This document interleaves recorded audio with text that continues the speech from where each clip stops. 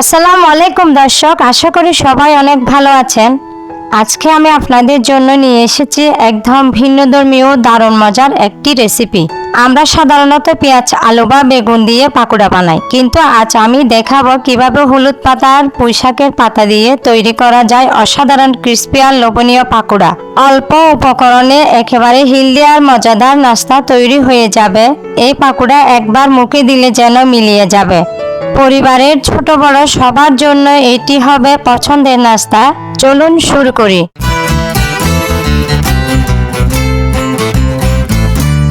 প্রথমে আমি এরকম একটা টাটকা হলুদ পাতা নিয়েছি। পাতাগুলো আমি ভালোভাবে ধুয়ে পরিষ্কার করেছি, তারপর ছোট ছোট করে কুচি করে কেটে নিয়েছি। এরপর গরম তাওয়ায় দিয়ে হালকা করে ভেজে নিয়েছি, এতে করে পাতার কাঁচা গন্ধ চলে যাবে।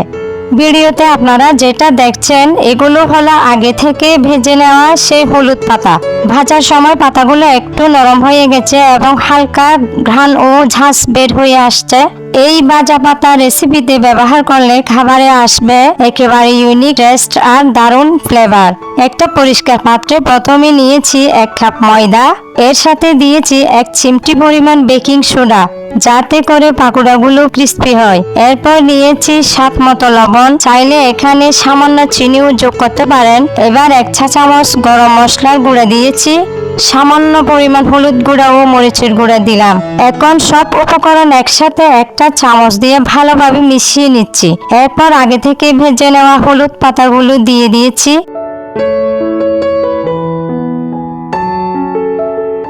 অল্প করে কালো জিরা দিয়ে দিচ্ছি।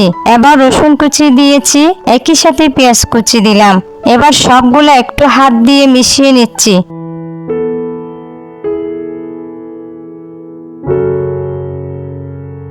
এখন পানি দিয়ে মিশিয়ে নিতে হবে ভালো করে। ধীরে ধীরে উপাদানগুলো মিশিয়ে নিতে হবে। প্রয়োজন অনুযায়ী পানি দিয়ে সফট ডো বানিয়ে নিতে হবে সময় নিয়ে।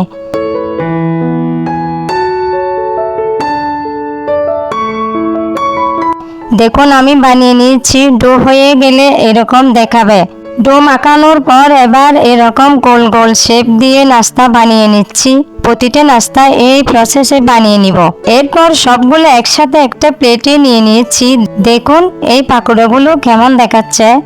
এবার চুলায় চলে যাচ্ছি। প্রথমে কড়াইয়ে প্রয়োজন মতো তেল দিয়ে গরম করে নিয়েছি। তেল গরম হয়ে গেলে নাস্তাগুলো এক এক করে সবগুলো দিয়ে দিব। এখানে বেশি নাস্তা একসাথে না দেওয়াই ভালো। ভাজার সময় আস্তে আস্তে উল্টে পাল্টিয়ে দিচ্ছি, যাতে দুই পাশ ভালো করে ভাজা হয়। দেখুন ধীরে ধীরে রং বদলাতে শুরু করছে। কাঁচা অবস্থায় সবুজ বা হলুদ পাল্টে হালকা বাদামি রং হয়ে গিয়েছে।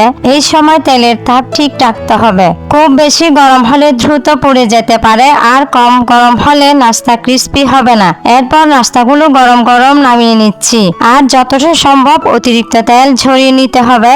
গরম গরম পরিবেশন করলে নাস্তাগুলো দেখতে যেমন সুন্দর, খেতেও হবে একেবারে সুস্বাদু। এবার পাকোড়াগুলো হয়ে গিয়েছে। দেখুন কত সুন্দর রং এসেছে, আর এই পাকোড়া খেতেও খুব মজাদার হয়েছে। চাইলে এগুলো ছোট প্লেটে সাজিয়ে নিতে পারেন, অথবা চায়ের কাপের পাশে পরিবেশন করতে পারেন। রেসিপিটি ভালো লাগলে অবশ্যই চ্যানেলটি সাবস্ক্রাইব করুন। আজ এ পর্যন্ত। আল্লাহ হাফেজ।